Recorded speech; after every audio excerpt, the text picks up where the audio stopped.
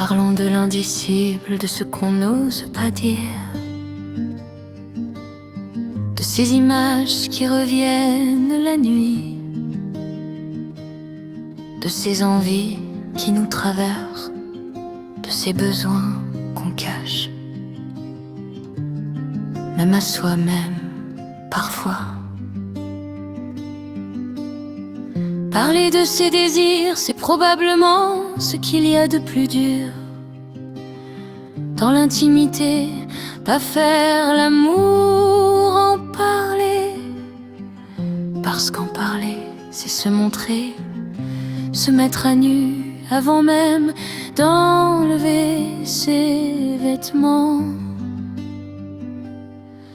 Le désir, c'est l'enfant en nous, il a peur d'être grondé, puni, abandonné. Alors on le cache, on le muselle et on vit avec cette frustration silencieuse qui ronge. Parler de ses désirs, c'est un acte de vérité. Déchirer le voile, se montrer sans masque, un acte de confiance, un cadeau. Parfois empoisonné, mais un cadeau. La première fois que j'ai voulu dire ce qui me traversait vraiment, j'ai bloqué, les mots restaient coincés, ma gorge se serrait. Je voulais dire, j'aimerais qu'on essaie telle chose, et à la place je disais, tout va bien. Un psy m'a dit un jour, le désir, c'est l'enfant en nous. Et comme un enfant, il a peur d'être grondé, puni, abandonné. Le désir, c'est l'enfant en nous, il a peur d'être grondé, puni, abandonné. Alors on le cache, on le muselle et on vit avec cette frustration silencieuse qui ronge. Parler de ses désirs, c'est un acte de vérité. Déchirer le voile, se montrer sans masque, un acte de confiance, un cadeau. Parfois empoisonné, mais un cadeau. J'ai fini par dire un truc que j'avais jamais dit à personne.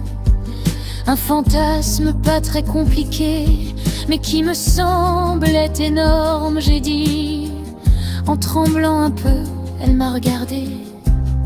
Elle a souri. Ah bon, t'es aussi. On a ri longtemps, de soulagement, de joie, de complicité. Ce jour-là j'ai compris que le plus dur ce n'était pas le désir, c'était la peur avant, la prison qu'on se construit tout seul.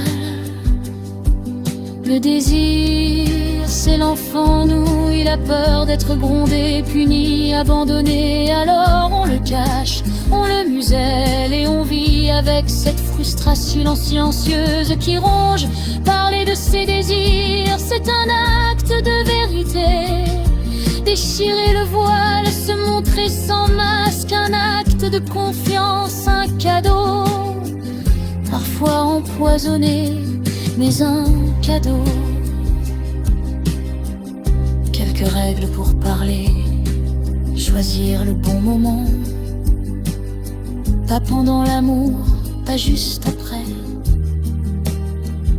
Un moment neutre, calme, où vous pouvez parler posément.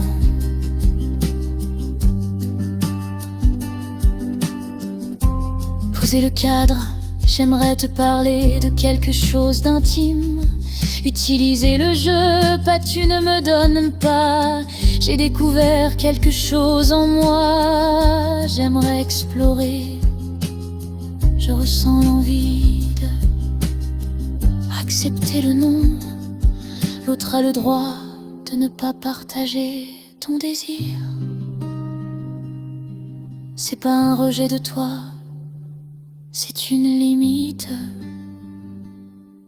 Le désir, c'est l'enfant en nous, il a peur d'être grondé, puni, abandonné. Alors on le cache, on le muselle et on vit avec cette frustration silencieuse qui ronge.